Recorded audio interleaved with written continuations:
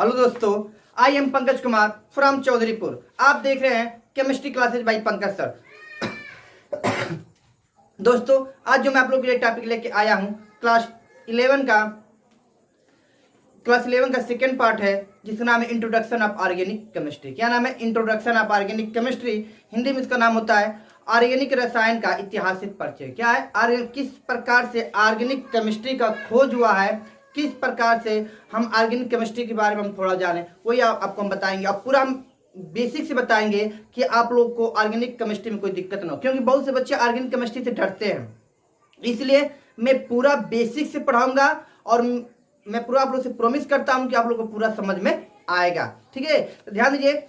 लिखा है introduction of organic chemistry. क्या लिखा है? Introduction of organic chemistry. Introduction of organic chemistry में ऑर्गेनिक रसायन का ऐतिहासिक परिचय, मतलब किस प्रकार से ऑर्गेनिक केमिस्ट्री का खोज हुआ, कौन कौन वैज्ञानिक ने इनका खोज किए और किस प्रकार से इनका खोज किए, आज मैं आपको पूरा डिटेल से क्या करूंगा, बताऊंगा। उसके बाद एक साइंटिस्ट का नाम है जिन्होंने अपना बहुत अच्छा योगदान दिया ऑर्गेनिक केमिस्ट्री में, उनका नाम है लीमरी। क्या नाम है? और कहानी कब की है? 1675 ईस्वी में। कब की कहानी है? 1675 ईस्वी में। ध्यान दीजिए, लिखा है, लिख लीजिए, हम बोल रहा हूँ 2 लाइन देखिए। सर्वप्रथम 17वीं शताब्दी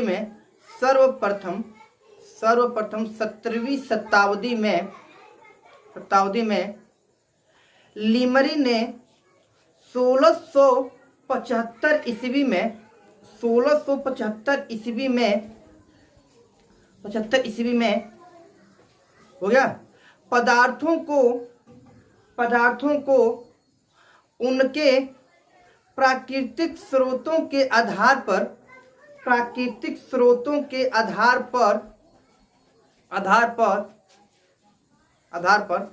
3 भागों में विभाजित किया था। हो गया? कितने भागों में डिवाइड किया था?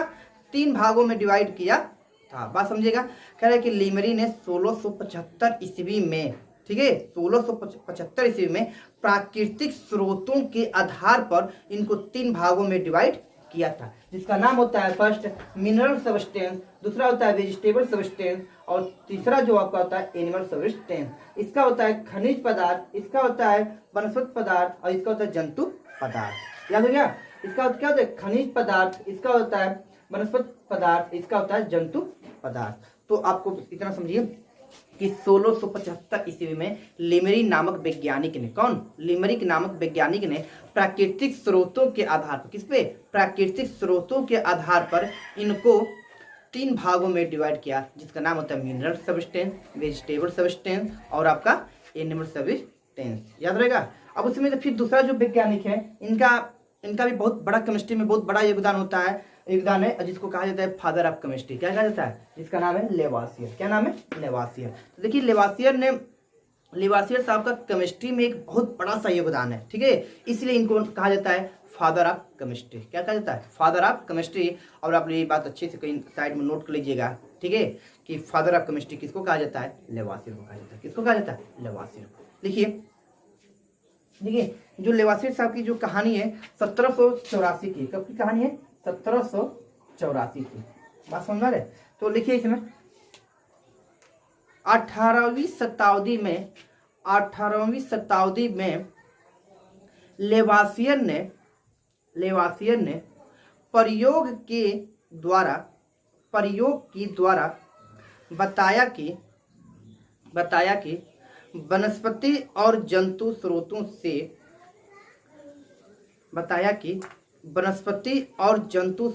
से प्राप्त सभी कंपाउंड में कार्बन और हाइड्रोजन तत्व आवश्यक प्रेजेंट होते हैं। बात समझिएगा। इसका आगे भी लिखिएगा, फिर बात समझिएगा। चलो देखिए, कह रहा है कि 18वीं शताब्दी में, ठीक है, कौन? 18वीं शताब्दी में लेवासियर ने प्रयोग द्वारा यह बताया कि, ठीक है, सभी जंतुओं में और सभी पौधों में क्या होते हैं? कार्बन और हाइड्रोजन पाए जाते हैं। क्या होते हैं? कार्बन और हाइड्रोजन पाए जाते हैं। क्लियर बात? आगे लिख लीजिए। तथा पैराग्राफ चेंज करके तथा उनमें नाइट्रोजन कामा ऑक्सीजन, ठीक है, कामा हो गया, कामा फास्फोरस और सल्फर तत्व भी प्रेजेंट होते हैं। क्या होते हैं? सल्फर तत्व भी प्रेजेंट होते हैं। हो गया, पैराग्राफ चेंज कर लीजिए, लिखिए आगे। 19वीं शताब्दी के प्रारंभ में पदार्थों को उनके प्राकृतिक स्रोतों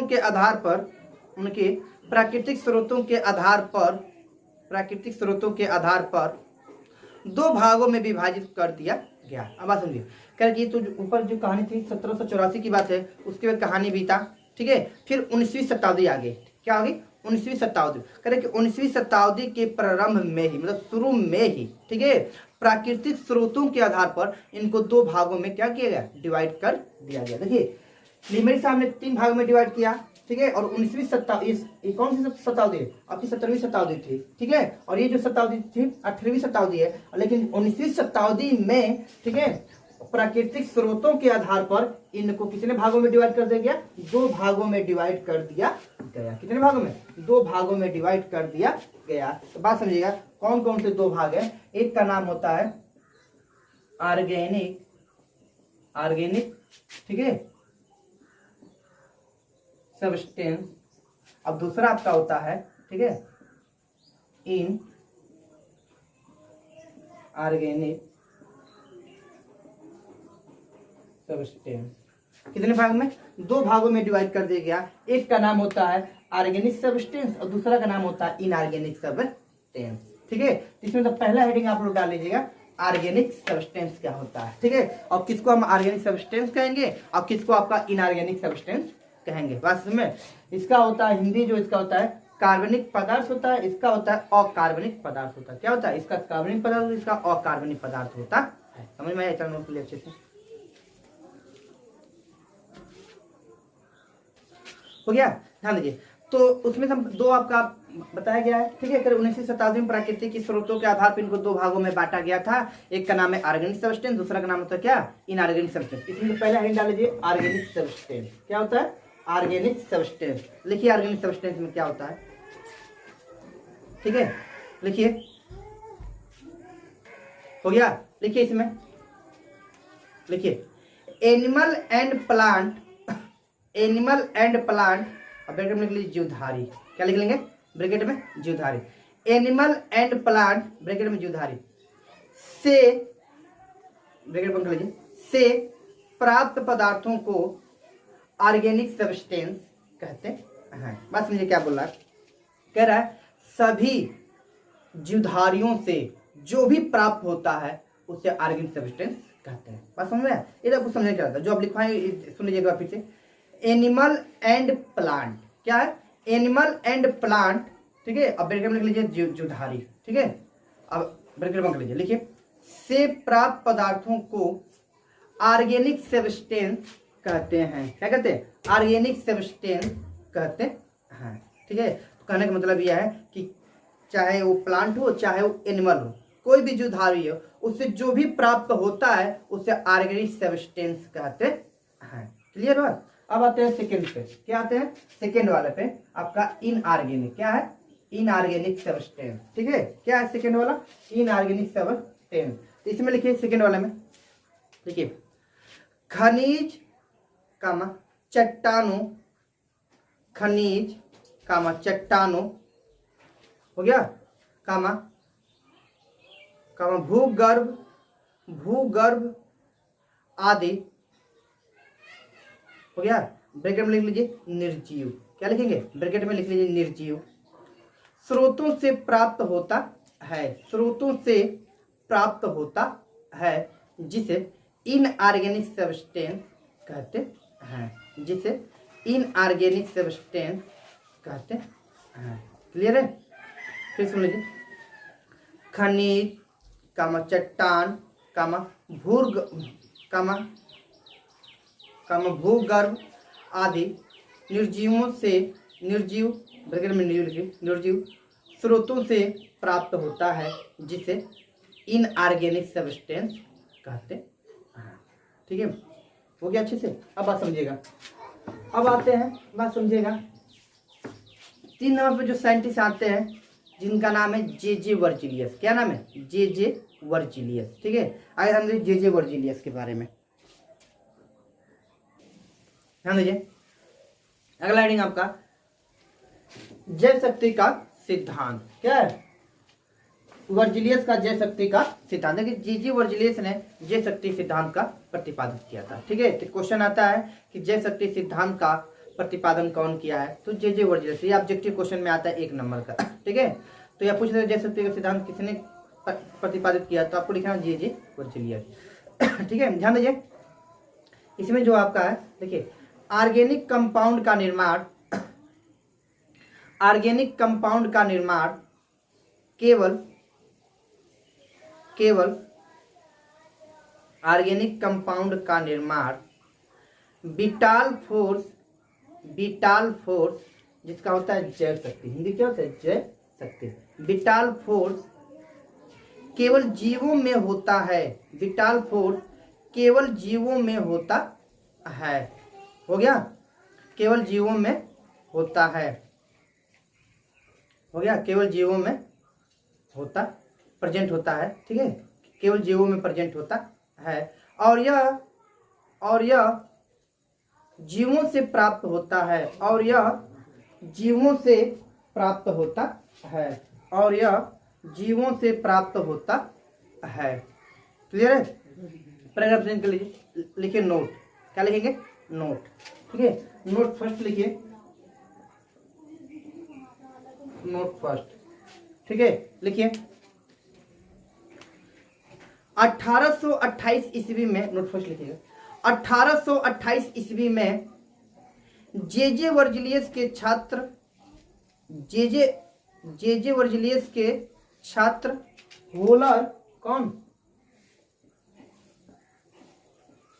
होलर। देखिए 1828 ईस्वी में वर्जिलियस के छात्र होलर ने सर्वप्रथम लैब में ऑर्गेनिक कंपाउंड यूरिया का संश्लेषण किया था। यूरिया का संश्लेषण किया था। ठीक है, किसका? यूरिया का संश्लेषण किया था। उन्होंने बताया कि अमोनियम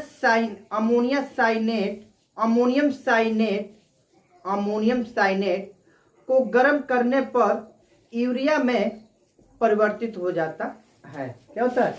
यूरिया में परिवर्तित हो जाता है। समझ लीजिए, कह रहा है कि 1828 ईस्वी में, ठीक है, 1828 ईस्वी में वर्जिलियस के छात्र होलर ने, ठीक है, यह प्रयोग करके बताया कि अमोनियम साइनेट एक इनऑर्गेनिक कंपाउंड है। क्या? एक इनऑर्गेनिक कंपाउंड है। उन्होंने बस उसको गर्म किया तो किसमें चेंज हो गया? यूरिया में चेंज हो गया। तो बात समझिए किस प्रकार से उन्होंने बताया। ध्यान दीजिए, NH4, ठीक है, NH4, बात समझ में, NH4OCN, जिसका नाम होता है अमोनियम साइनेट। क्या नाम है? Ammonium cyanate. ठीक है, इसको क्या किया गया?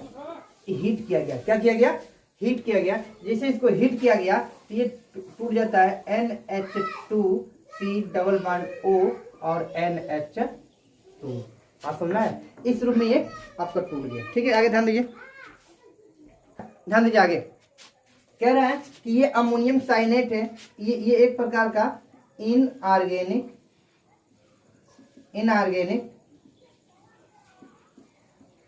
कंपाउंड है। और जैसे इनऑर्गेनिक कंपाउंड को उसने गर्म किया, क्या किया? यहाँ पे हीट किया। क्या किया?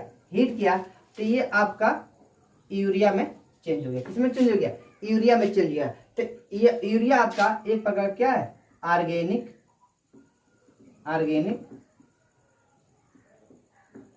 कंपाउंड है। बात समझ में आया कि नहीं है? देखिए बैलेंस करना चाहते हैं तो नाइट्रोजन एक, देखिए नाइट्रोजन यहाँ पे कितना है?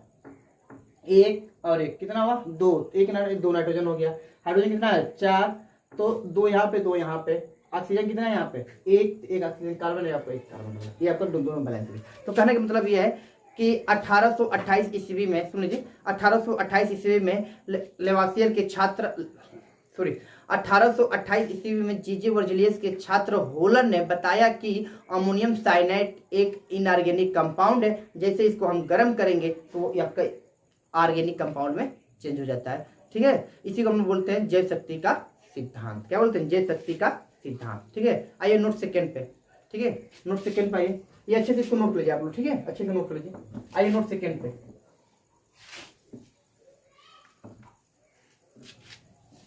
आइए ध्यान दीजिए। नोट सेकेंड क्या होता है, देखिए क्या कह रहा है। सन 1845 ईस्वी में, सन 1845 ईस्वी में कोल्बे ने एसिटिक अम्ल का संश्लेषण किया। सन 1845 ईस्वी में कोल्बे ने एसिटिक अम्ल का संश्लेषण किया। हो गया। अब लिखिए तीसरा नोट। ठीक है, नोट 3। ठीक है, नोट 3 लिखिए।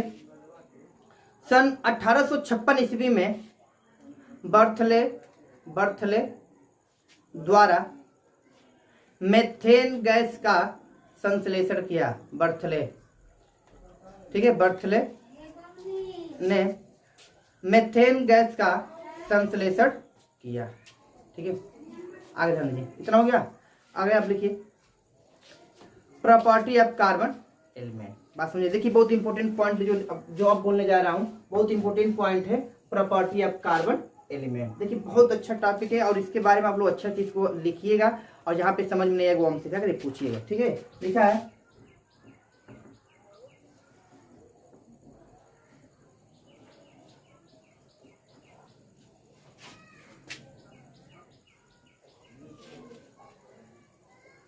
है प्रॉपर्टी ऑफ कार्बन एलिमेंट। क्या लिखा है? Property of carbon element. बात समझाया? तो देखिए इसको आप लोग पॉइंट ग्रुप में लिखिएगा। ठीक है, पॉइंट 1 क्या है? पॉइंट 1 है, तो पॉइंट ग्रुप में इसको लिखिएगा। ठीक है, अब बात समझिए कि ये क्या बोल रहा है। ठीक है, कह रहा है कार्बन का एटॉमिक नंबर 6 होता है। क्या होता है? कार्बन का एटॉमिक नंबर क्या होता है? एटॉमिक नंबर 6 होता है। क्या होता है? कार्बन का एटॉमिक नंबर 6 होता है। क्लियर है? कोई दिक्कत नहीं। नेक्स्ट लिखिए कार्बन का मास नंबर, सेकेंड है कार्बन का, कार्बन की बात कर रहा है। ठीक है, कार्बन का मास नंबर 12.01 होता है। क्या होता है? 12.01 होता है। ठीक है, तीसरा लिखिए कार्बन का इलेक्ट्रॉनिक कॉन्फ़िगरेशन, कार्बन का तीसरा है कार्बन का इलेक्ट्रॉनिक कॉन्फ़िगरेशन 2 और 4 होता है। क्या होता है? 2 और 4 होता है। और उसी लाइन में लिख लीजिएगा ब्रैकेट में 1s2 2s2 और 2p2, उसी के आगे ब्रैकेट में लिख लीजिएगा। तो ये कार्बन का इलेक्ट्रॉनिक विन्यास 2 और 4 होता है और इसको ब्रैकेट में दिखा दीजिएगा। ठीक है, बात समझ आई? अगला लिखिए चौथा लिखिए। देखिए कार्बन पी ब्लॉक में सेकेंड पीरियड और ग्रुप नंबर 14 में होता है। देखिए कार्बन पी ब्लॉक, कार्बन क्या है? कार्बन पी ब्लॉक में, ठीक है, पी ब्लॉक में second period and group number 14 में होता है। बात समझिए क्या बोल रहा है। कह रहा है कि कार्बन पी ब्लॉक का एलिमेंट है। कार्बन क्या है? कार्बन पी ब्लॉक का एलिमेंट है और वह सेकेंड पीरियड में होता है। सेकेंड पीरियड आपके 7 होते हैं। ठीक है, पीरियड में कितने होते हैं? 7 होते हैं। तो सेकेंड पीरियड में पाए जाते हैं और ग्रुप नंबर जो आपको होता है क्या होता है? 14 होता है। क्या होता है? ग्रुप नंबर आपका 14 होता है। ठीक है, बात समझ में आई? अगला ध्यान दीजिए पांचवा कार्बन ग्रुप में सभी तत्वों में बहुत अलग है। क्या है? बहुत अलग है। बात समझिए क्या बोल रहा है। कह रहा है कार्बन ग्रुप में सभी तत्वों में बहुत अलग होता है। किस प्रकार से ये अलग होता है ये ध्यान दीजिए। पहले से बोला कि कार्बन सभी ग्रुप अपने ग्रुप में सबसे क्या होता है, ये अलग होता है। क्या होता है, अलग होता है। ध्यान दीजिए, पहले इस ग्रुप के बारे में हम जानें कौन इस ग्रुप में होते हैं। ठीक है, देखिए कार्बन होता है, ठीक है, carbon, silicon,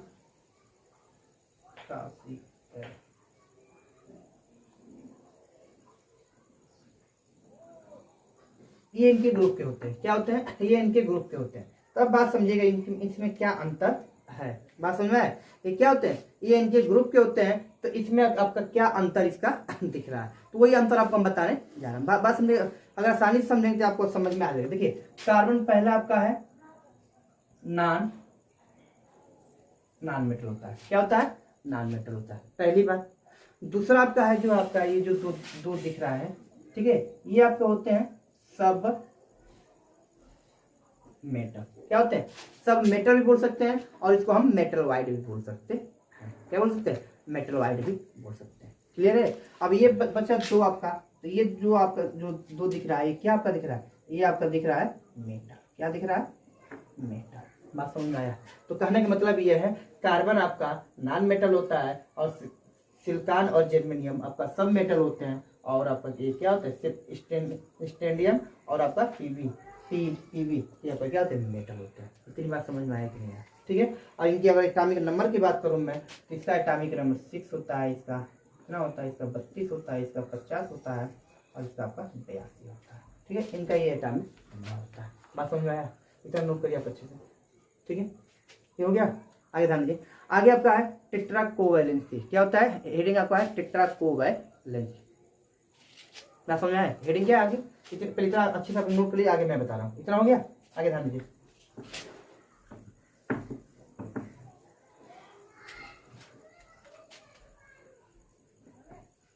tetra covalency,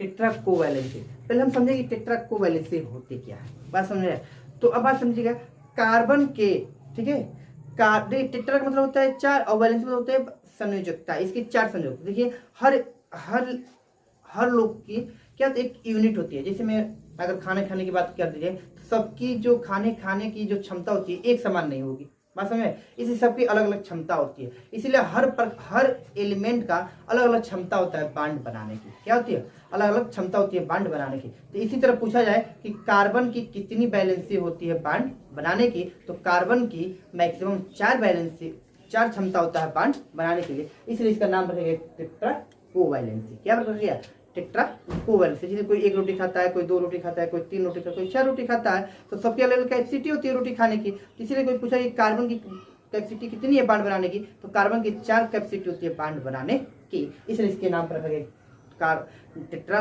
covalency. Clear है, नोट हम आगे बता रहा हूँ आपको।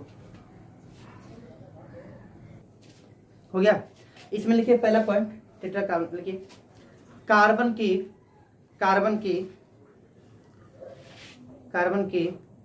4 कोवैलेंसी होती है।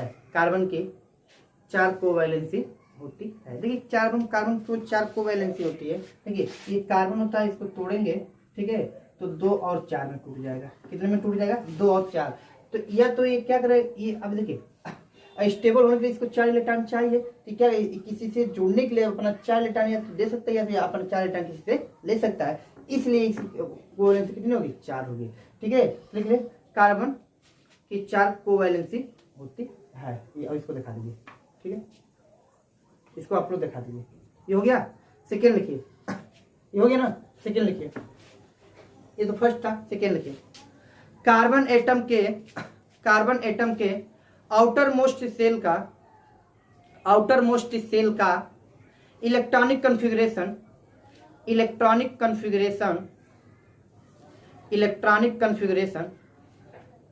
हो गया। इलेक्ट्रॉनिक कन्फिग्रेशन, ठीक है, 1s2 2s2 और 2p2 होता है। ठीक है, होता है। अब बात समझिए क्यों होता है। ठीक है, अब इसकी अगर बात करें, इसको हम जोड़ लेंगे तो 2 ये हो गया और 2 ये, कितना हो गया, 4। इसकी कोवैलेंसी कितनी हो जाएगी, 4 हो जाएगी। बात समझ में आया, नोट लीजिए इसको अच्छे से।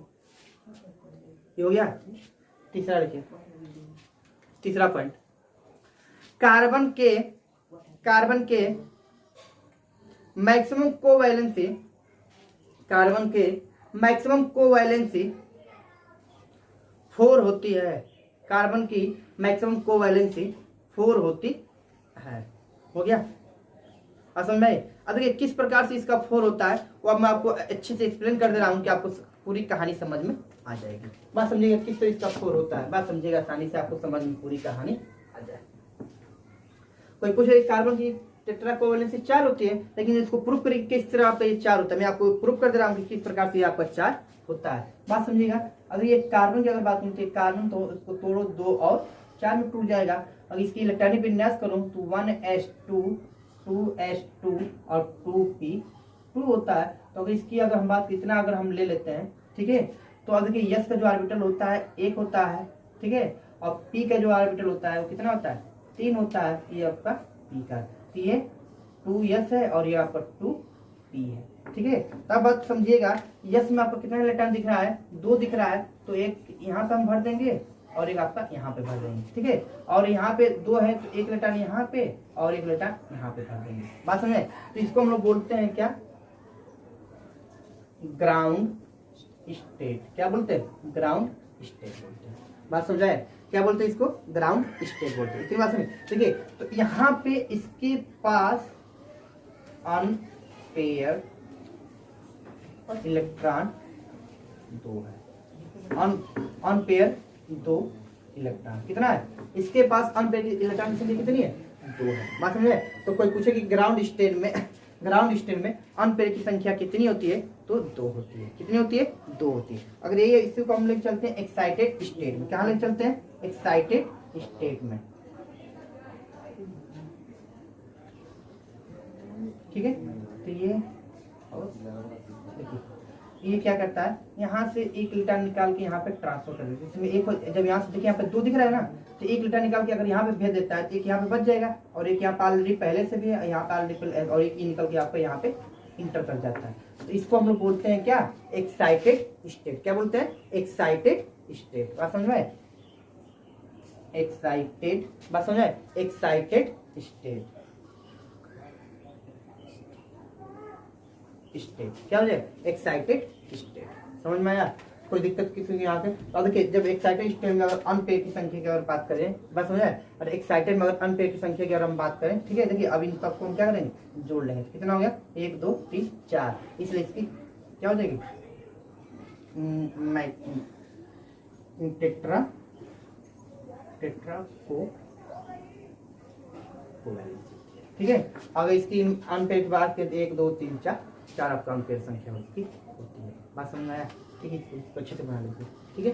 तो देखिए कहने का मतलब है कि कार्बन मतलब जितना अनपेयर की संख्या होती है उतना बॉन्ड बनता है। बात समझ में आया? तो ऊपर आपकी ग्राउंड स्टेट में 2 क्वेश्चन यहाँ पे पूछ सकता है कि ग्राउंड स्टेट में अनपेयर की संख्या कितनी होती है, तो 2 होती है, और एक्साइटेड स्टेट में अनपेयर की संख्या कितनी होती है, तो देखिए अनपेयर की संख्या कितनी दिख रहा है? 4 दिख रहा है। यहाँ पे लिखा सकते हैं, ठीक है,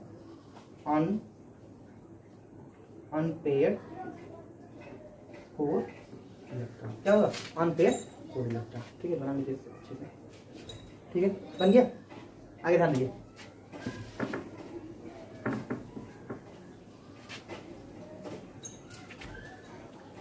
अब बात समझिएगा। अब आपका है, ध्यान समझिएगा, इलेक्ट्रोनेगेटिव, ठीक है। इलेक्ट्रोनेगेटिव क्या होती है इसके बारे में आप लोग अच्छे से ध्यान समझिएगा, ठीक है। ध्यान दीजिए, इलेक्ट्रोनेगेटिव का मतलब ये होता है कि किसकी कितनी क्षमता होती है इलेक्ट्रॉन को अपनी तरफ अट्रैक्ट करने की। बात समझे? क्या करें? पावर ऑफ अट्रैक्शन इलेक्ट्रॉन, ठीक है, मतलब इलेक्ट्रॉन को अपनी तरफ अट्रैक्ट करना। क्या करना है? तो हेडिंग का नाम है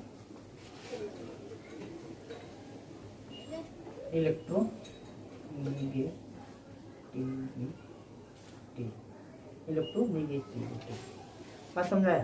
तो देखिए इसमें लिखिए इसमें कार्बन की इलेक्ट्रोनेगेटिविटी 2.5, कितना? 2.5 होती है, और हाइड्रोजन की इलेक्ट्रोनेगेटिविटी 2.1 होती है। देखिए इलेक्ट्रोनेगेटिविटी शॉर्टकट में इस तरह भी लिख सकते हैं और इसको भी इस तरह लिख सकते हैं शॉर्टकट में। तो कह रहे हैं कि ये कार्बन का है और ये आपका हाइड्रोजन का है। देखिए हमको पढ़ना है कार्बन और हाइड्रोजन के बारे में, ठीक है, तो आपको अच्छे से समझा रहा हूँ, बात समझिएगा। कह रहा है कार्बन की इलेक्ट्रोनेगेटिविटी 2.5 होती है और हाइड्रोजन की इलेक्ट्रोनेगेटिविटी 2.1 होती है। बात समझ में आया? तो कोई पूछ दे जीके में कि कार्बन की इलेक्ट्रोनेगेटिविटी कितनी होती है, तो 2.5 होता है और हाइड्रोजन की कितनी होती है, कितना होता है, 2.1 होता है। ठीक है, ठीक है, ध्यान दीजिए आगे। अगला आपका है, बात समझिएगा। तो कोई अगर पूछेगा आपको कि जीके में आपका क्वेश्चन पूछ रहे हैं कि कार्बन की इलेक्ट्रोनेगेटिविटी कितनी होती है, तो 2.5 होता है। अगर हाइड्रोजन की इलेक्ट्रोनेगेटिविटी की बात की तो कितनी होता है, 2.1। कम से कम ये आपको इलेक्ट्रोनेगेटिविटी आपको आना चाहिए। ठीक है, अब ध्यान दीजिए। अब होता है एटॉमिक रेडियस। देखिए हाँ, इसमें थोड़ा सा और अच्छे से मैं आपको एक्सप्लेन कर दूं कि किसका कितना इलेक्ट्रोनेगेटिव होती है। ध्यान दीजिएगा, ध्यान दीजिए। यहाँ पे लिखा है ग्रुप नंबर, ठीक है, और आपका ग्रुप नंबर हो गया और आपको कह रहा है पीरियड। ठीक है, period first and period second की बात करूं तो ये ग्रुप नंबर 14, 15, 16 और 17 की बात करूँ, क्या 16, 17 की बात करूँ। ठीक है, और period first and period second की बात करूँ तो इसमें आपका कार्बन आता है, नाइट्रोजन आता है, ऑक्सीजन आता है, फ्लोरीन आता है। अब इसकी अगर मैं बात करूँ, ठीक है, अब इसकी इसमें सिलिकॉन आता है, ठीक है, सिलिकॉन आता है, फास्फोरस आता है, ऑक्सीजन आता है और क्लोरीन आता है। तो बात समझिए, तो कहने का मतलब ये है कि अगर हम ऊपर से नीचे आते हैं, ठीक है, तो इलेक्ट्रोनेगेटिव का मान क्या होता है, घटता है। क्या होता है, इलेक्ट्रोनेगेटिव का मान घटता है। तो अगर कोई आपसे पूछेगा कि कार्बन और सिलिकॉन में किसकी इलेक्ट्रोनेगेटिव ज्यादा होती है, तो कार्बन की होती है। किसकी होती है, कार्बन की। लिख सकते हैं, ठीक है, ध्यान दीजिए, ये टॉप और ये बॉटम। ठीक, तो ऊपर से नीचे आने पर इलेक्ट्रोनेगेटिव, क्या इलेक्ट्रोनेगेटिव का मान क्या होता है, घटता है। क्या होता है, ये घटना का सिंबल है। तो ऊपर से नीचे आने पर इलेक्ट्रोनेगेटिव का मान क्या होता है, घटता है। तो अगर मैं बात करूं, ठीक है, ध्यान दीजिए, फ्लोरीन और क्लोरीन की, तो किसका ज्यादा होगा, आपका फ्लोरीन का ज्यादा होगा। अगर मैं बात करूं ऑक्सीजन की और सल्फर है, ठीक है, सल्फर की, तो किसका ज्यादा होगा, ऑक्सीजन का। अगर मैं बात करूं नाइट्रोजन और फास्फोरस की, किसका ज्यादा होगा, नाइट्रोजन का। तो कहने का मतलब यह है कि ऊपर से नीचे आने पर, मतलब टॉप टू बॉटम आने पर इलेक्ट्रोनेगेटिव मान क्या होता है, घटता है। और एक क्वेश्चन लिख लीजिए, बहुत इंपॉर्टेंट है, लिख लीजिए, बोले ध्यान दीजिए, नोट में करके लिखिएगा। पीरियाडिक टेबल में सबसे ज्यादा इलेक्ट्रोनेगेटिव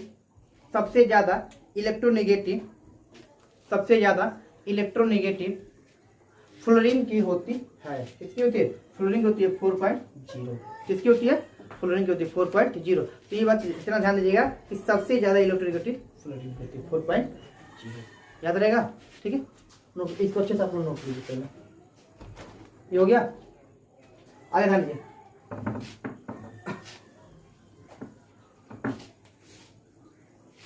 अब है डालिए एटॉमिक रेडियस। क्या है, एटॉमिक रेडियस।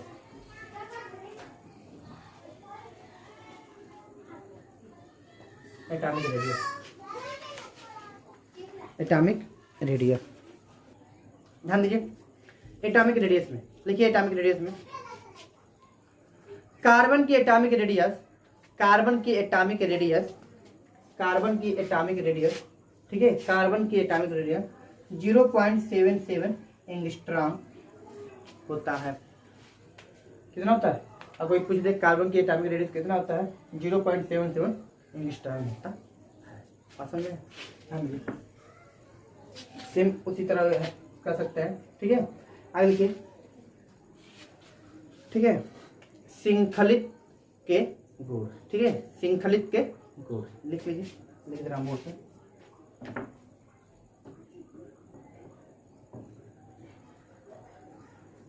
श्रृंखलित के गुण क्या है, श्रृंखलित के, बात समझिएगा। इसमें लिखिएगा कार्बन कार्बन, इस तरह कार्बन सिंगल वन कार्बन, ठीक है, कार्बन कार्बन बांड की बंधन ऊर्जा अधिक होने के कारण कार्बन में श्रृंखलित होने की प्रवृत्ति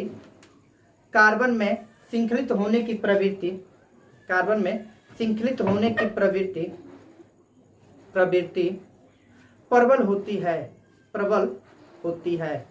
ग्रुप में नीचे की ओर जाने पर बंधन एनर्जी घटती है जिसके कारण श्रृंखलित होने की प्रवृत्ति कम होती है।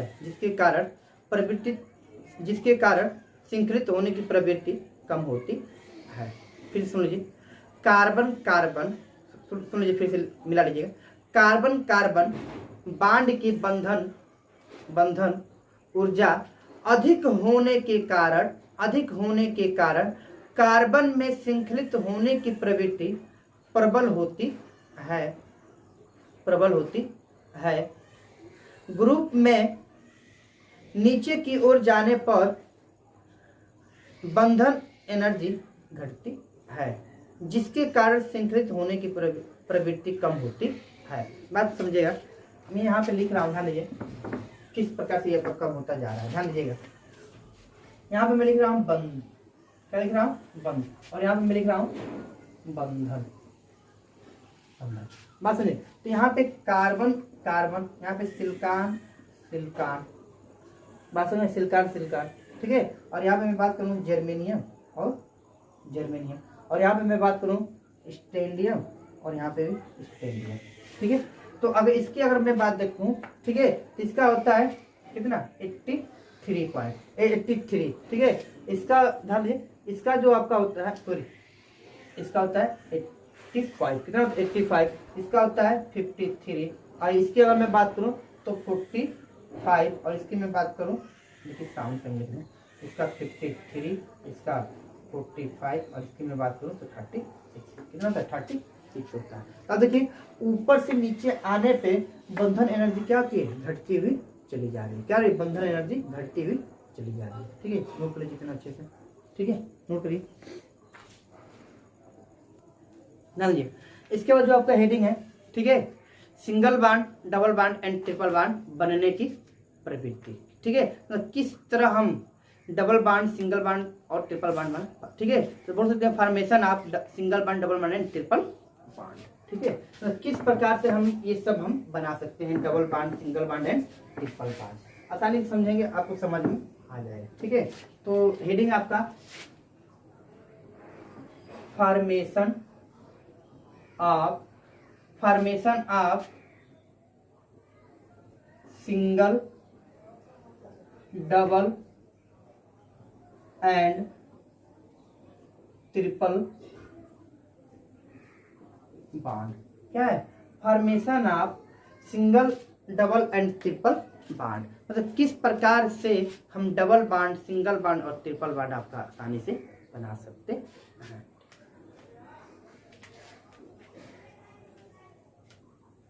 लिखिए इसमें पहला पॉइंट, लिखिए फर्स्ट पॉइंट, ठीक है। फर्स्ट पॉइंट बात समझिएगा, देखिए, कार्बन एटम एक दूसरे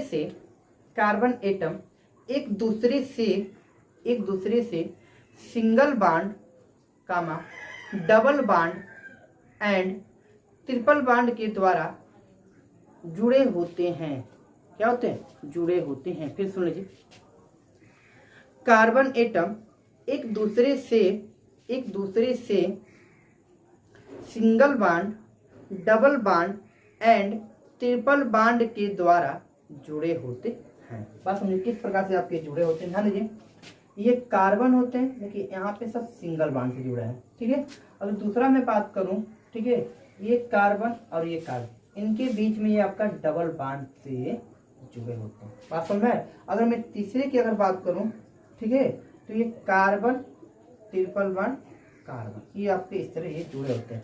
तो कहने का मतलब ये है, तो ये आपका यहाँ पे देखिए सब कार्बन सिंगल बांड से, तो इसका नाम हो जाएगा सिंगल बांड, और इसका नाम होता है आपका डबल बांड, और इसका नाम होता है आपका क्या, ट्रिपल।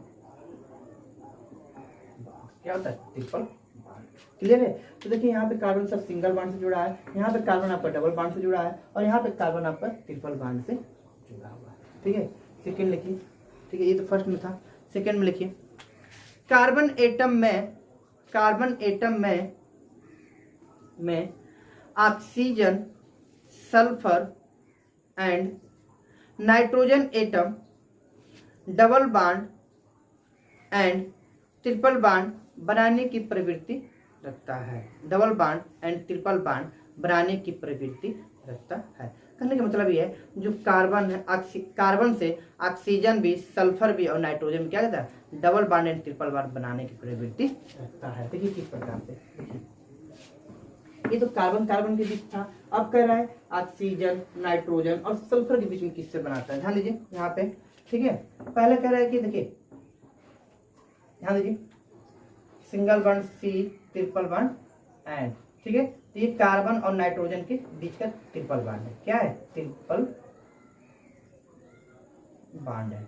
ठीक है, अगर मैं और बात करूं तो ध्यान दीजिए, सी डबल बॉन्ड ओ, ये ऑक्सीजन के बीच का हो गया, ये पहला, ये दूसरा। अगर तीसरे की मैं बात करूं तो ये कार्बन डबल बॉन्ड सल्फर, तो ये आपके सल्फर के, तो एक नाइट्रोजन, ऑक्सीजन और सल्फर के बीच में क्या है, डबल बॉन्ड सिंगल बॉन्ड बनने की प्रवृत्ति।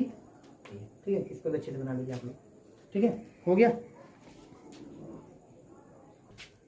ध्यान दीजिए, अगला है कि ध्यान दीजिए, इसमें अब डबल बांड, ट्रिपल बांड ये जान गए, तो लेकिन डबल बांड में, ट्रिपल बांड में और सिंगल बांड में आपका सिग्मा बांड भी पाए जाते हैं और डबल बांड भी पाए जाते हैं, अब पाई बांड भी पाए। तो किस तरह हम देख के पहचानेंगे कि हमारा ये डबल बांड है, ये हमारा ट्रिपल, मतलब ये पाई बांड है या सिग्मा बांड है। तो आज वही हम आपको बताएंगे, पाई बांड एंड सिग्मा बांड। बात समझ में? तो इसमें हम कैसे पता करें कि डबल बांड में और ट्रिपल बांड में कैसे पता करेंगे कौन हमारा पाई बांड है, कितना हमारा पाई बांड है, कितना हमारा सिग्मा बांड उसमें प्रेजेंट है। तो वही अब बताने जा रहा हूँ। ठीक है, सिग्मा एंड पाई बांड क्या है, सिग्मा एंड पाई बांड क्या है, सिग्मा एंड पाई बांड। ठीक है, तो पहला हेडिंग डाल लीजिए, सिग्मा बांड क्या है, सिग्मा। पहला हेडिंग क्या है, सिग्मा बांड क्या है, सिग्मा बांड। देखिए सिग्मा बांड होता क्या है। ठीक है, और सिग्मा बांड को हम डिनोट करते हैं। ठीक है, इसे वो सिग्मा पाई से। ठीक है, समझिए, देखिए इसमें जब दो ऑर्बिटल का उनके सिरे पर ठीक है, एंड टू एंड, जब दो ऑर्बिटल का उनके सिरे पर end to end overlapping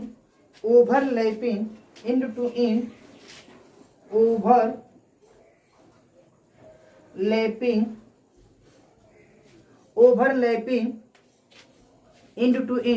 overlapping हो गया होने से सिग्मा बांड का फॉर्मेशन होता है। सिग्मा बांड का फॉर्मेशन होता है। ये आपका पहला था, क्या था, पहला, इसको लिख लीजिएगा। ठीक है, अब आइए दूसरे पे। ठीक है, दूसरा लिखिए, जब दो पी ऑर्बिटल का एंड टू एंड ओवरलैपिंग कराने से सिग्मा बांड का फॉर्मेशन होता है। सिग्मा बांड का फॉर्मेशन होता है। क्लियर है? आगे ध्यान दीजिए, इतना समझ में आएगा नहीं। कह रहे हैं कि पहले सिग्मा बांड के बारे में अच्छी से हम समझ लें, किस प्रकार से आपको सिग्मा बांड का फॉर्मेशन होता है, उसके बारे में आपको अच्छे से हम समझा रहे हैं। ठीक है, तो इसमें आपका है एग्जाम्पल ऑफ सिग्मा बांड। क्या है, एग्जाम्पल ऑफ सिग्मा बांड। तो इसमें हम पहला कर रहे हैं एस ओवरलैपिंग।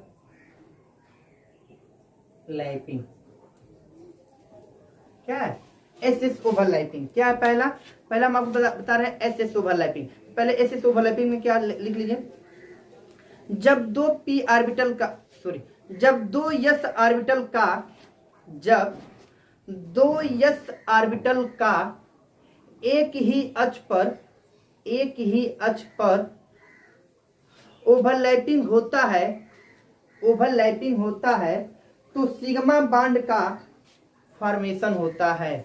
सिग्मा बांड का फॉर्मेशन कह रहा है कि जब दो यस ऑर्बिटल का एक ही अक्ष पे ओवरलैपिंग होता है तो सिग्मा बांड का फॉर्मेशन होता है। समझिए किस प्रकार से, समझिए ये आपका एक प्रकार का यस ऑर्बिटल है। क्या है? एस ऑर्बिटल है, सर्कल होना चाहिए, ठीक है। और एक ये आपका एस ऑर्बिटल है, ठीक है। ये आपका एस ऑर्बिटल, क्या है? एस ऑर्बिटल, और ये आपका एस ऑर्बिटल है, ठीक है। कह रहे कि जब दो एस ऑर्बिटल का, ठीक है, एक ही एच पे ओवरलैपिंग, क्या? ओवरलैपिंग, ठीक है। अच्छे से आप लोग को हमने लिया ओवरलैपिंग जब कराने पर क्या होता है? सिग्मा बांड का फॉर्मेशन होता है। क्या होता है? सिग्मा बांड का फॉर्म। देखिए ये जो ये आपका न्यूक्लियस होता है। क्या होता है? न्यूक्लियस होता है, ठीक है। तो क्या होता है? न्यूक्लियस। तो यहाँ पे ये जो दिखाई दे रहा है, ठीक है, इसी को हम लोग बोलते हैं क्या? Sigma bond. क्या बोलते हैं? सिग्मा। बना लीजिए अच्छे से, ठीक है, नोट करिए। हो गया? अगला ध्यान दीजिए, ये हो गया ना, आगे ध्यान दीजिए।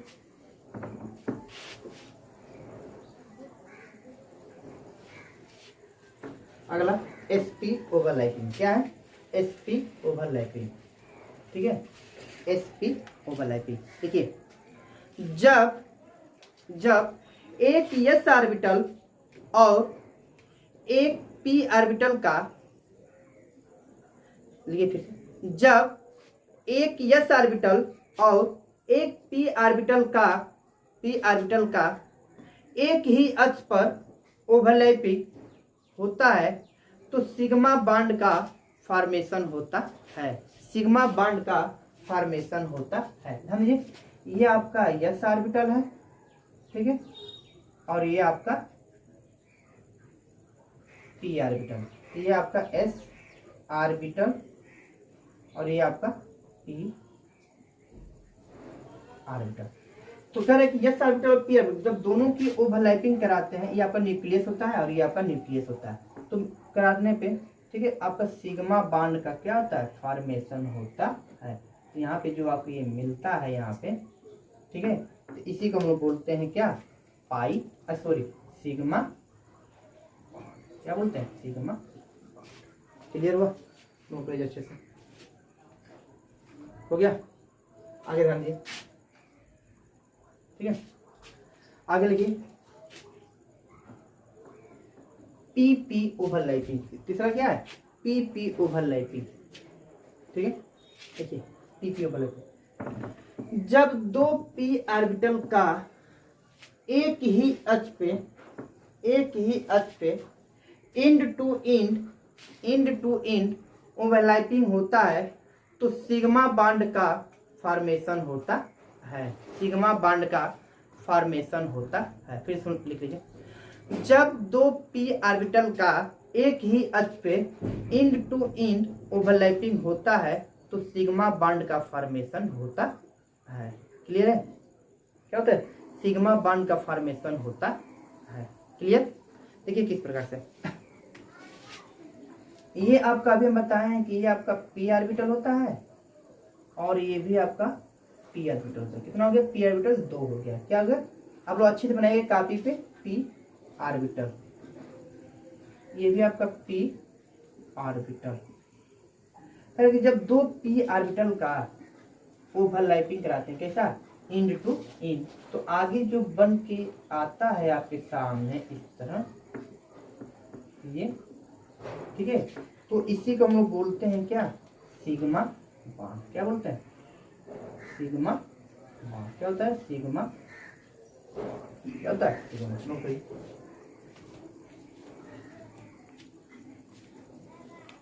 हो गया?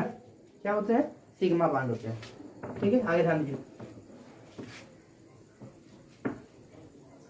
अब चलते हैं पाई बांड। क्या है पाई बांड, किसे कह देंगे। ठीक है, देखिए सिग्मा बांड समझ में आ गया। अभी एग्जांपल देंगे, पूरी कहानी क्लियर हो जाएगी। ठीक है, पाई बांड क्या है, पाई बांड। पाई बांड क्या होते हैं, फिर इसके बारे में समझ जाए। ठीक है, अब पाई बांड को हम डिनोट करते हैं। ठीक है, इससे लिखिए, इसमें जब दो पी ऑर्बिटल का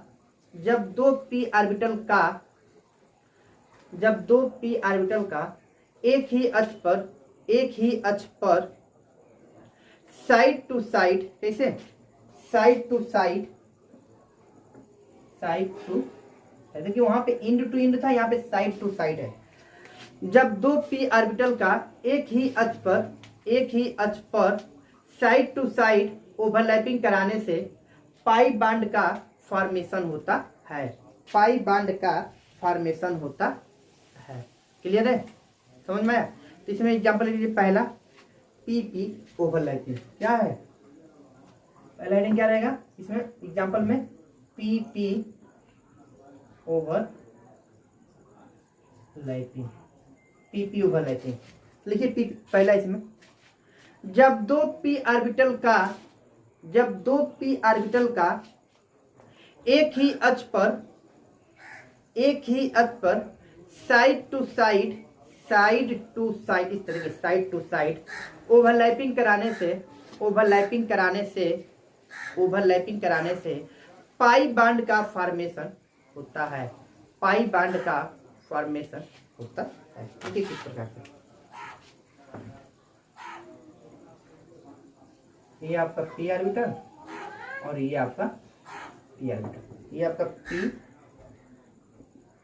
ऑर्बिटल और ये भी आपका पी ऑर्बिटल। जब इन दोनों की ओवरलैपिंग कराते हैं, क्या कराते हैं, ओवरलैपिंग कराते हैं। ठीक है, देखिए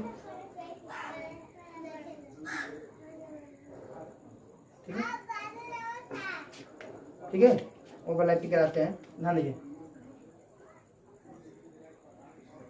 यहाँ पे दोनों आपस में हो, तो यहाँ पे जो बनता है ये आपका होता है सिग्मा बांड, नीचे वाला जो बनता है वो आपका होता है पाई बांड। क्या होता है, पाई।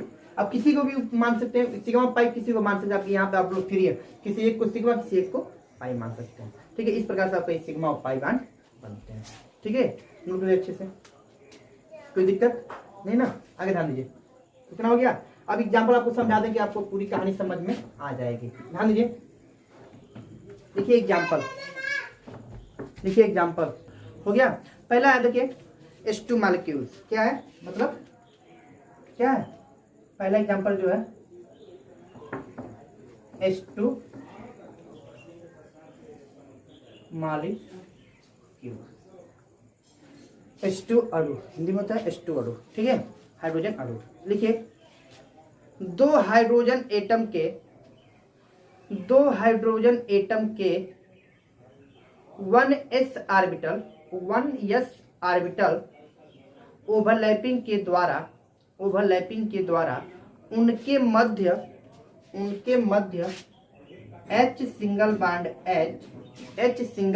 H सिग्मा बांड बनते हैं। क्लियर है, ध्यान दीजिए किस प्रकार से, ध्यान दीजिए, ये आपका हाइड्रोजन है और ये आपका हाइड्रोजन है। ठीक है, इसका करेंगे तो 1s होगा, इसका भी करेंगे 1s होगा।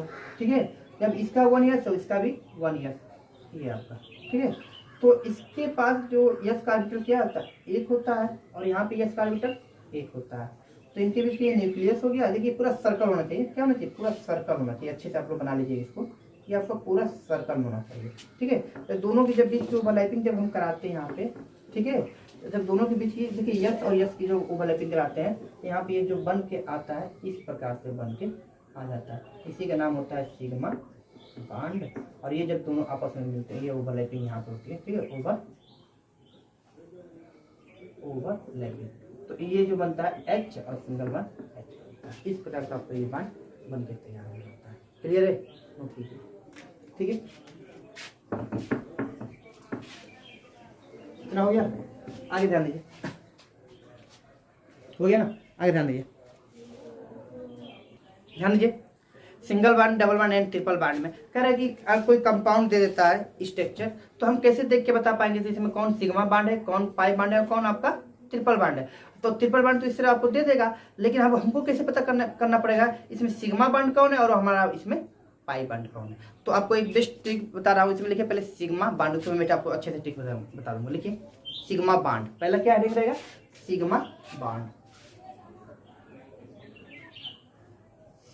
सिग्मा, ठीक है। देखिए पहला है single bond, sorry single bond, क्या है सिंगल बॉन्ड। देखिए सिंगल बॉन्ड में सभी सिंगल कोवैलेंट, सभी सिंगल कोवैलेंट सिग्मा बॉन्ड होते हैं। बेस्ट बात बोला है, कह रहा है कि सभी सिंगल बॉन्ड, क्या है इसको लिख लीजिए, all single bond equal to, ठीक है, सिग्मा बॉन्ड।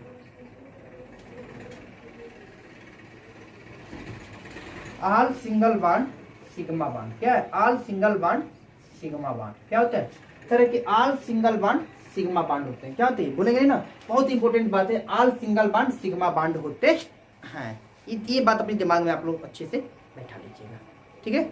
तो all single bond covalent bond भी कोवैलेंट सिग्मा होते हैं। दूसरा लिख लीजिए, फर्स्ट था, दूसरा ऑल सिंगल बॉन्ड, क्या है ऑल सिंगल बॉन्ड, ठीक है, कोवैलेंट बॉन्ड सिग्मा होते हैं। क्या होते हैं, सिग्मा होते हैं, ठीक है, सिग्मा होते हैं। दो बात लिखवाया हूं मैं, all single bond sigma bond होते हैं, all single bond sigma bond होते हैं, दूसरा all single bond covalent bond sigma होते हैं। तो अब देखिए एग्जाम्पल हम कैसे देख के पहचानेंगे कि इसमें कौन कौन से आपके होते हैं, बात समझिएगा। तो मैं आप लोग को बात बता दूं, आप लोग को कहीं भी आप लोग रहेंगे आसानी से इसको पकड़ लेंगे। देखिए बात समझिए किस प्रकार से, ये आपका ट्रिक है पकड़ने का ट्रिक, ठीक है। अब उसके बाद एग्जाम्पल समझ, देखिए अगर सिंगल बॉन्ड, कहीं भी सिंगल बॉन्ड दिखते हैं, सिंगल बॉन्ड, ठीक है, कहीं डबल बॉन्ड दिखते हैं और कहीं यहाँ पर ट्रिपल बॉन्ड दिखते हैं, ये पहला, दूसरा और ये तीसरा। तो कहीं भी अगर आप इस सिंगल बॉन्ड देखते हैं ना कहीं भी, तो आप बोलिएगा सर ये हमारा सिग्मा बॉन्ड है। क्या है, सिग्मा बॉन्ड, ठीक है। अब बात समझिएगा, यहाँ पे दो दिख रहा है, तो दो में तो हमको डाउट होगा कि कौन सिग्मा है कौन पाई है। तो इसमें आप लोग क्या करेंगे, एक सिग्मा मान लेंगे और एक आप किसी एक को सिग्मा मान लेंगे, किसी एक को पाई मान लीजिए। लिख सकते हैं 1 सिग्मा बॉन्ड एंड 1, ठीक है, पाई, ठीक है, 1 पाई, अच्छे से इसका समझ में आ जाएगा, अच्छे से कर दो क्या आपको पूरा समझे, 1 पाई बॉन्ड, बात समझ में। तो कह रहा है कि जहां पे डबल बॉन्ड होता है 1 sigma bond and 1 pi bond होते हैं, ठीक है। तो देखिए जहां पे ट्रिपल बॉन्ड की बात आए, जहां पे ट्रिपल बॉन्ड की बात है, तो वहां पे एक आपका सिग्मा हो जाता है, ठीक है, क्या हो जाता है, एक सिग्मा हो जाते हैं, एक क्या हो जाता है, एक सिग्मा बॉन्ड हो जाते हैं, देखिए ये पाई बीच वाला सिग्मा, कोई जरूरी नहीं है कि ये बीच वाला सिग्मा हो, किसी दो को पाई किसी एक को सिग्मा। तो लिख सकते हैं क्या, 1 sigma bond and 2 pi bond. बहुत इंपॉर्टेंट ट्रिक है, तो अगर ये आप लोग याद कर लेते हैं तो कहीं आप लोग भूल नहीं सकते। बहुत इंपॉर्टेंट ये ट्रिक है। 1 सिग्मा बॉन्ड अगर सिंगल बॉन्ड होता है किसी के बीच में, तो अगर एक आपका सिंगल बॉन्ड तो ऑल टू ऑल क्या होता है, सिग्मा बॉन्ड होते हैं। और जहां पे डबल बॉन्ड पाया जाता है कहीं भी किसी एटम के बीच में, तो वहां पे एक 1 सिग्मा एंड 1 पाई बॉन्ड होते हैं। और जहां पे ये ट्रिपल बॉन्ड दिख रहा है ना, ट्रिपल बॉन्ड, तो वहां पे क्या होता है, 2 पाई होता है और 1 सिग्मा, लिखा है 1 सिग्मा एंड 2 पाई बॉन्ड। ये बहुत इंपॉर्टेंट है, ठीक है। अगर इतना आप लोग याद करते हैं तो कहीं भी आप फंस नहीं सकते हैं, और किसी भी कंपटीशन में अगर ऐसा क्वेश्चन आता है तो आसानी से आप लोग कर सकते हैं। आगे ध्यान दीजिए किस तरीके से हम सॉल्व कर रहे हैं। देखिए क्वेश्चन दिया है हमारा, ठीक है, ध्यान दीजिए क्वेश्चन हमारा दिया है मेथेन, क्या दिया है, मेथेन, ठीक है, CH 4 करे calculate the sigma and pi bond, करे calculate the sigma and pi bond, करे कि मेथेन में कितना आपका सिग्मा बॉन्ड है, कितना आपका पाई बॉन्ड प्रेजेंट है। ठीक है, तो पहले तो इसका हम स्ट्रक्चर बनाएंगे। देखिए कार्बन H H H और H। अब बात समझेंगे, यहाँ पे ध्यान से समझेंगे, आप खुद बताएंगे कि कार्बन और हाइड्रोजन के बीच में कौन सा बॉन्ड है, सिंगल बॉन्ड, और ऑल सिंगल बॉन्ड क्या होते हैं, सिग्मा बॉन्ड। क्या होते हैं, ऑल सिंगल बॉन्ड सिग्मा। यहाँ पे कार्बन और ऑक्सीजन के बीच में कौन सा बॉन्ड है, सिंगल बॉन्ड, और ऑल सिंगल बॉन्ड क्या होते हैं, सिग्मा बॉन्ड। यहाँ पे carbon hydrogen single bond, single तो सिग्मा, सिंगल बॉन्ड तो सिग्मा। कितना, तो मेथेन में कितना है, मेथेन में समझिए, मेथेन में ठीक है 4 सिग्मा बॉन्ड प्रेजेंट है। क्या है, कह रहे कि मेथेन में 4 सिग्मा बॉन्ड प्रेजेंट है। देख लीजिए आपके सामने, क्लियर। अब चलते दूसरा। ठीक है, दूसरा देखिए, दूसरा को किस प्रकार से वो बता रहा है, ध्यान दीजिए। दूसरा ये बात कर रहा है एथेन की, किसकी, C2H6 की बात कर रहा है। ठीक है, तो H H H H H H और H, बात समझिएगा। All single bond sigma bond होते हैं, अपने दिमाग में देखिए, single bond sigma, single bond sigma, single bond sigma, single bond sigma, single bond sigma, single bond sigma, single bond sigma. ठीक है, ये आपका सिंगल बॉन्ड प्रेजेंट हो गया। ठीक है, इसका नाम होता है एथेन। क्या नाम होता है, एथेन। पूछे कि एथेन में सिग्मा बॉन्ड या पाई बॉन्ड कितने हैं, तो देखिए 1 2 3 4 5 6 7, तो 7 सिग्मा बॉन्ड। क्या है, 7 सिग्मा बॉन्ड। क्लियर है। अगला ध्यान दीजिए, अगला आपका क्वेश्चन दे रहा है ये, कैलकुलेट द, ठीक है, calculate the ethane sigma bond and pi bond. C2 ethane है, C2H4 में, देखिए C डबल बॉन्ड, ठीक है, H और H, ये आपको दे दिया है। ठीक है, तो अगर ये आपको दे दिया है, इसमें हमसे पूछ रहा है sigma bond and pi bond. ठीक है, तो जब ये सिग्मा और पाई बॉन्ड पूछ रहा है, देखिए ये single bond sigma bond, single bond sigma bond, single bond sigma bond, single bond sigma bond. देखिए यहाँ पे पाई है, तो पाई में क्या है, एक सिग्मा एंड एक पाई। ध्यान दीजिए, ये हमारा है। ठीक है, तो ये हमारा एथीन है, एथीन है, क्या है, एथीन। क्या नाम है इसका, एथीन। ठीक है, एथीन में हमसे पूछ रहा है कि sigma bond and pi bond कितना है, तो देखिए 1 2 3 4 5, तो लिखेंगे 5 sigma bond and 1 pi bond. बात समझ में आया। कह रहा है कि एथेन में 5 sigma bond and 1 pi bond. बात समझ में आया। और एक क्वेश्चन आपका और बता देना, बहुत बेस्ट क्वेश्चन है जो आपका बार बार पूछा जाता है क्वेश्चनों में। ठीक है, एथाइन। क्या है, एथाइन। बात समझिएगा, C2H2, ठीक है, जिसका नाम होता है एथाइन। क्या नाम होता है, एथाइन। तो एथाइन में तो sigma bond and pi bond कितना हमारा प्रेजेंट है। बात समझ में आया। हाँ देखिए, C triple bond, C H और H। बात समझ में आया। तो देखिए इसमें कह रहा है कि हमारा single bond sigma, single bond sigma. ठीक है, अब यहाँ पे ट्रिपल बॉन्ड है, तो ट्रिपल बॉन्ड में भी आपको हम ट्रिक समझाए हैं, जहां पे हमारा ट्रिपल बॉन्ड होता है वहां पे 2 हमारा क्या होता है, पाई होता है, और 1 हमारा सिग्मा होता है। तो ये हमारा पाई, ये हमारा पाई, बीच वाला हमारा सिग्मा। तो सिग्मा बॉन्ड कितना, 1 2 और 3, तो लिखेंगे 3 sigma bond and 2 pi bond electron. ये आपका क्वेश्चन कंप्लीट हुआ। समझ में आया। ठीक है, नोट कर लेते को। ठीक है, कोई दिक्कत नहीं ना, ध्यान रखिए।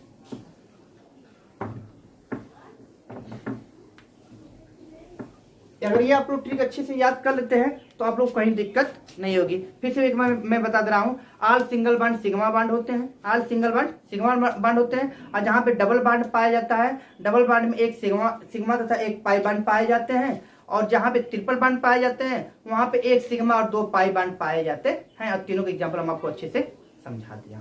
ठीक है, अगर हम बात करते हैं, ठीक है, इनके लक्षण के, सिग्मा बॉन्ड, पाई बॉन्ड और ट्रिपल बॉन्ड के कुछ इंपॉर्टेंट क्या क्या लक्षण होता है उसके बारे में ध्यान दीजिए। लिख लीजिए heading, single, double and triple bond के मुख्य लक्षण क्या है। Single, double and triple bond के मुख्य लक्षण क्या है, बात समझिएगा। Single double and triple bond के मुख्य लक्षण, बात समझ रहे। कह रहे हैं कि single bond, double bond and triple bond के क्या क्या मुख्य लक्षण है, तो इसमें हम आपको पहले पढ़ाना है बॉन्ड एनर्जी। क्या है, बॉन्ड एनर्जी, ठीक है, बात समझिएगा। बॉन्ड एनर्जी, इसमें पहला क्या है, बॉन्ड एनर्जी, बॉन्ड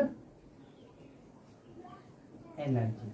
तो पहले बॉन्ड एनर्जी होता क्या है, इसके बारे में हम जान लें कि बॉन्ड एनर्जी होता क्या है। देखिए, carbon carbon triple bond, carbon carbon triple bond,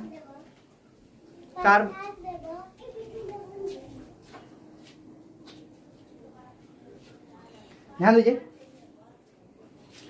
bond energy. Bond energy होता क्या, इसके बारे में अच्छे से समझा दूं आप लोगों को कि आप लोग कहीं दिक्कत ना हो। ध्यान दीजिए, कार्बन कार्बन ट्रिपल बॉन्ड की बंधन energy, bond energy double bond से अधिक और डबल बॉन्ड की बॉन्ड एनर्जी सिंगल बॉन्ड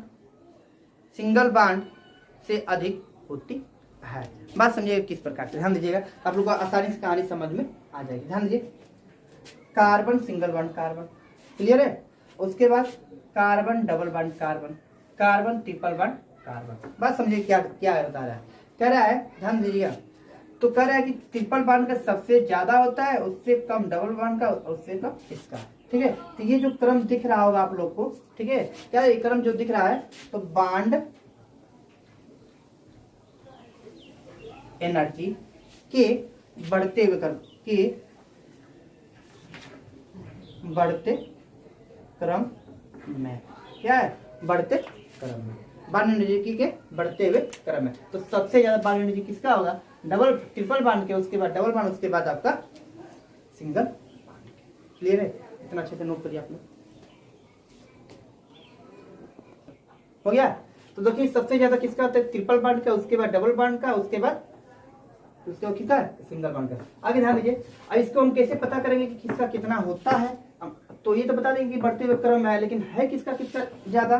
ध्यान दीजिए, देखिए, carbon single bond, carbon double bond, carbon triple bond. तो देखिए, जो इसमें कार्बन का जो दिख रहा है, कार्बन सिंगल बॉन्ड का जो दिख रहा होगा आपका, ठीक है, 83 दिख रहा होगा। क्या दिख रहा होगा, 83 होगा, क्या है, 83 है, ठीक है। और जो डबल बॉन्ड का है 143 है, कितना है, 143 है। और जो इसका है 194 है, क्या है, 194 है। तो अब खुद देख लीजिए सबसे ज्यादा बॉन्ड एनर्जी किसका है, बॉन्ड ऊर्जा किसका है, तो सबसे ज्यादा ट्रिपल बॉन्ड का, उसके बाद डबल बॉन्ड, उसके बाद सिंगल बॉन्ड, ठीक है। इतना नोट करिए अच्छे से आप लोग, ठीक है, हो गया। दूसरा जो आपका होता है, ये तो इसका था, पहला लक्षण था बॉन्ड एनर्जी का। दूसरा जो लक्षण है, ठीक है, बॉन्ड लेंथ का। क्या है, बॉन्ड लेंथ की बात, अगर बॉन्ड लेंथ की अगर बात की जाए, ठीक है, ध्यान दीजिए,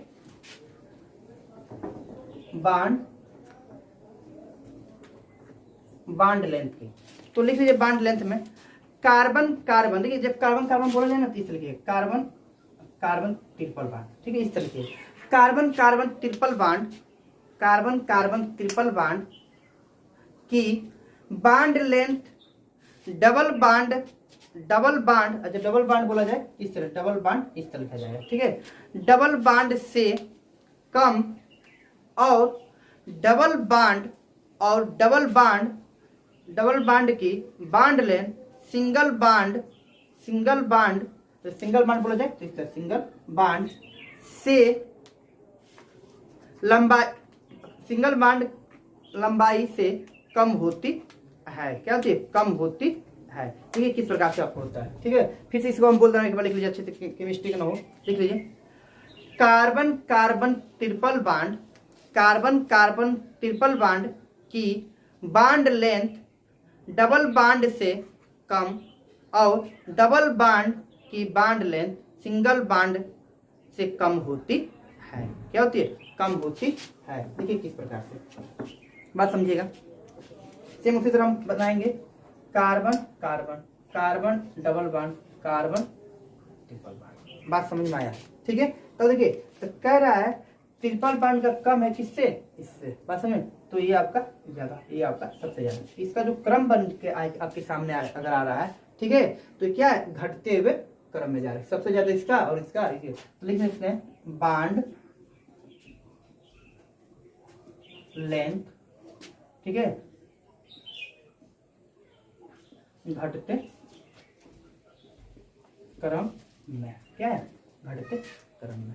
ठीक है, अब इसकी हम बात करें तो carbon carbon single bond, carbon carbon double bond और कार्बन कार्बन ट्रिपल बॉन्ड।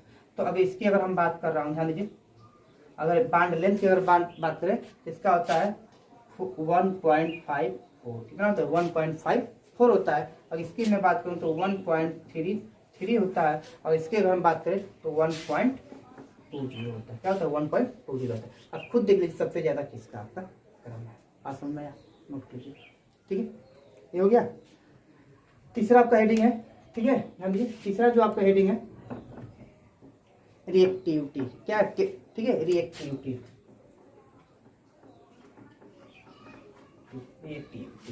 ठीक है, नोट कीजिए। इसको हिंदी में बोलते हैं क्रियाशीलता। क्या है, क्रियाशीलता।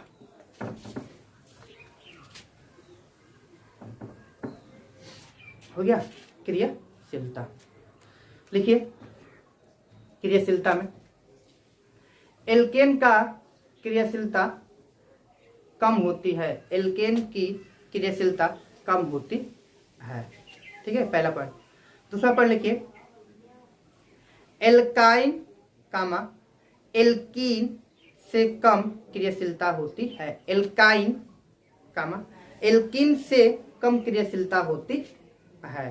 ठीक है, तीसरा लिख लीजिए, एल्कीन कामा एल्काइन से अधिक क्रियाशीलता होती है। क्या होती है, अधिक क्रियाशीलता होती है। देखिए, कार्बन सिंगल बॉन्ड, ठीक है, कार्बन सिंगल बॉन्ड कामा कार्बन ट्रिपल बॉन्ड कामा और कार्बन डबल बॉन्ड, ये आपका दिखाई दे रहा है। ठीक है, तो अगर हम बात करें क्रियाशीलता की, तो क्रियाशीलता की देखिए सबसे ज्यादा जो होता है डबल बॉन्ड की होती है। किसकी होती है, डबल बॉन्ड की होती है। उसके बाद जो क्रियाशीलता इसकी होती है, सबसे कम क्रियाशीलता आपका इसका होता है। ठीक है, तो आप लोग नोट कर लीजिए। आई होप को आपको एक पूरा वीडियो समझ में आया होगा। समझ में आया तो शेयर कमेंट लाइक जरूर करेगा। और कहीं भी दिक्कत हो आपको तो डिस्क्रिप्शन बॉक्स में अब हम कमेंट करके पूछिए, मैं आपको पूरा सलूशन बताऊंगा। और कहीं भी दिक्कत हो तो आप कमेंट बॉक्स में भी हमसे पूछ सकते हैं, ट्विटर पे भी पूछ सकते हैं, फेसबुक पे भी फॉलो कर सकते हैं, हर जगह हमको फॉलो कर सकते हैं। और कोई भी दिक्कत हो आप हमसे पूछ सकते हैं। घर पे लॉकडाउन का समय चल रहा है, घर पे रहिए, सेफ रहिए और अपने आसपास को भी सेफ रखने का प्रयास करिए। All the best.